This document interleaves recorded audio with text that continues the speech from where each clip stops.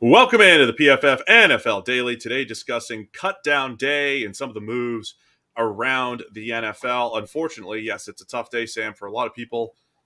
Getting cut 860 plus players, but there are some other moves. There's some trades around the league, some big names moving on. So let's go through some of them, Sam. Who stood out to you here on Tuesday Cut Day? Yeah, I mean, obviously the biggest news I think of the day is Alex Leatherwood, the last year's first-round pick for the Las Vegas Raiders, got cut.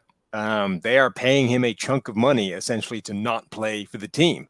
And, everyone's like, well, why didn't you trade for him? They tried to get rid of him. All these guys that are significant names, they're not getting cut without teams manning the phones and checking they can get something out of it, right? That's why all this stuff leaks early, so that everybody that might be interested can pick up the phone and say, hey, I heard you were going to cut this guy. How about we flip you a conditional 7th round pick for him instead?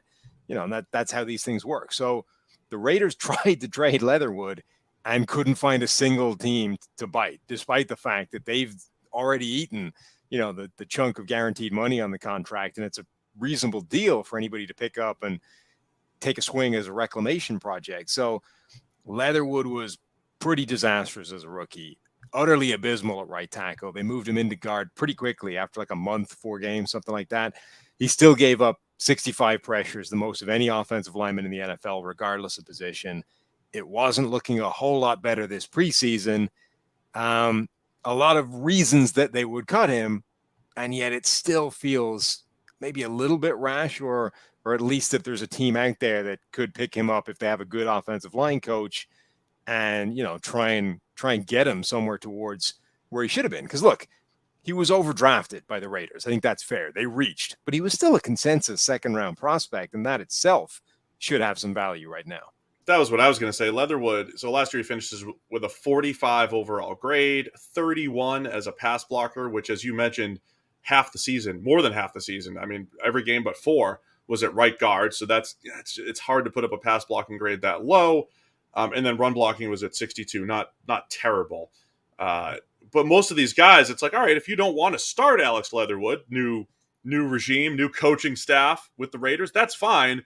There's still potential there, right? There's enough potential that most people thought he was a 2nd round prospect, as you said, but the Raiders didn't go that way. So I think he's worth a shot as a developmental player. He'll stick around this league just because of the 1st round pedigree, whether people wanted him to go there or not. But I think it comes back to the dangers of drafting off of the consensus board or completely away from the consensus and just focused on my evaluation and my guys, and not having an idea that, hey, if the rest of the league valued this guy in the 2nd, take someone else at 17 overall. And if you get him in the 2nd, you get him in the 2nd. There's not one player. You don't have to go into the draft and say, I have to get this one player at this one position, because if you don't get him, it's okay. There's other players there because your evaluations aren't always great. So it turns out to be a pretty bad draft pick for the Raiders.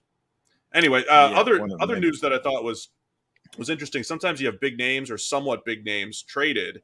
Laviska Shenault gets traded from the Jacksonville Jaguars to the Carolina Panthers.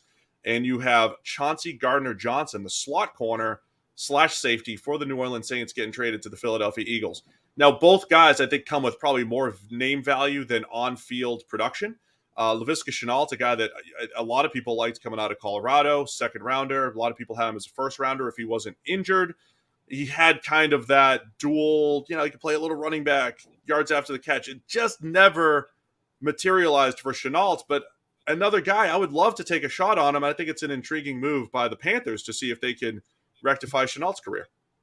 Yeah, Chenault's another one where a lot of people liked him. There really hasn't been a lot to like in the NFL so far.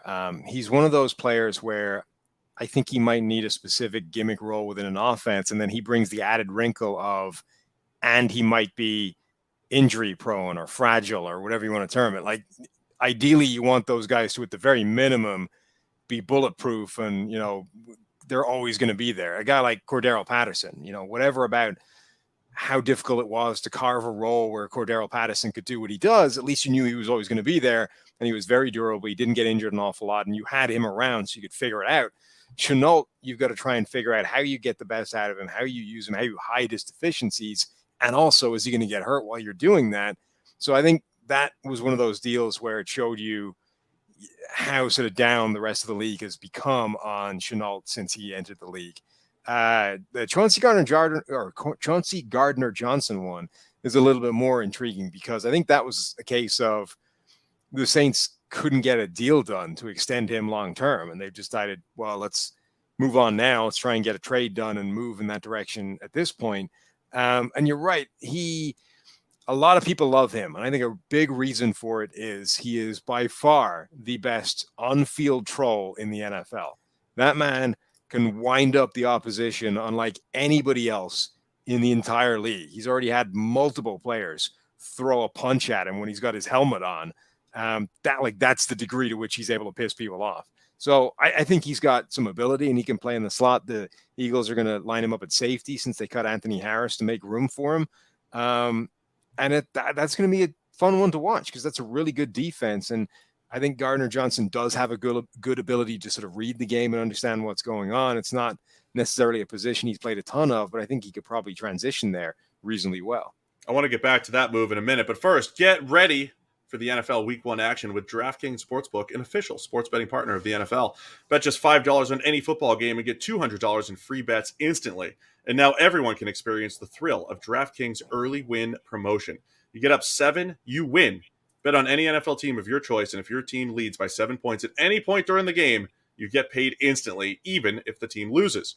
DraftKings is safe, secure, and reliable. Best of all, you can deposit and withdraw your cash whenever you want. So download the DraftKings Sportsbook app now. Use promo code PFF. Get $200 in free bets instantly when you place a $5 bet on any football game. It's code PFF only at DraftKings Sportsbook. 21 plus in most eligible states, but age varies by jurisdiction. Eligibility restrictions apply. See DraftKings.com/sportsbook for terms and resources. Gambling problem? Call 1-800-GAMBLER. Minimum $5 deposit and wager. $200 issued as 8 $25 free bets.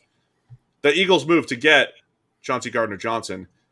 Here's why I love it. I just look at the WAR numbers that he brings to the table. 0.25, quarter of a win. It doesn't sound like a huge number. It's a good number for a defensive back. That's what he's averaged over the last 3 years. James Bradbury, the guy that we've complimented that move by the Eagles, he added 0.4 wins on average over the last 3 seasons as well.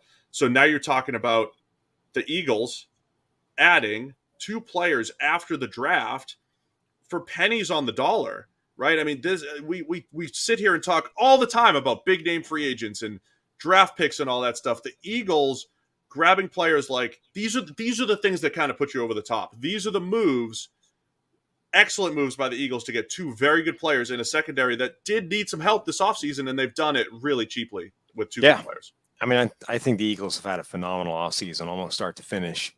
They've made so many good moves. They've made them in a variety of different ways. They've hit sort of every facet of the team building portion of the year, whether it's draft, whether it's the big money free agents, whether it's the low money free agents, whether it's the sort of post training camp, post preseason cut period. Like every little step of the way, the Eagles have made just a little move or a small bit of tinkering here and there, and every one of them seems to have made the team demonstrably better. And they're starting to get Super Bowl hype for a reason. Like they've made massive strides across the board. The big name was A.J. Brown at the draft, but I as much as I love that and the splash move from the Eagles, I do like these other moves, just picking up good, solid players at valuable positions after the fact. Any other names that stand out to you, Sam, as far as cut day goes? Our old friend Henry Anderson, released from the New England Patriots. Hopefully he catches on somewhere else. Yeah, Henry cut loose. OJ Howard cut. This was one that I think people knew was coming, but still, it's just notable that it happened. He went from a really, a potentially impactful weapon as a tight end, a guy with incredible athletic gifts, potentially good as a blocker and a receiver, hasn't really done it consistently at all in the NFL. And you go, well, he's going to Buffalo. That's a nice fit. And just immediately was sort of jumped on the depth chart and was kind of on his way out from pretty early. And Buffalo just becomes the next team to give up on OJ Howard. Yeah, OJ Howard really could have been something special skill-wise, right? I mean, coming out of Alabama, was an excellent run blocker, size, speed, ball skills. He's shown all of that at some point, but if you go look at the PFF grades, it was bad, good, bad, essentially, as far as his grades go. And one of the good years, he was hurt. He only played about 4 weeks. So it did seem like he's a perfect guy to be a number 2 tight end, kind of play like David Njoku's been for the Cleveland Browns the last couple of years. Hey, just go be a receiver for the most part. But look, I think some of the tight end needy teams should still take a look at OJ Howard Not because of the first round pedigree, but the skills are there, and he's at least shown it at some point during his career. So cut day, never fun, never good watching guys, lose out in their dream. But there was some player movement. You can check it all out with the PFF app. Go download it at the App Store. PFF. Search it right now. We got our cut tracker right there. It's a PFF NFL Daily.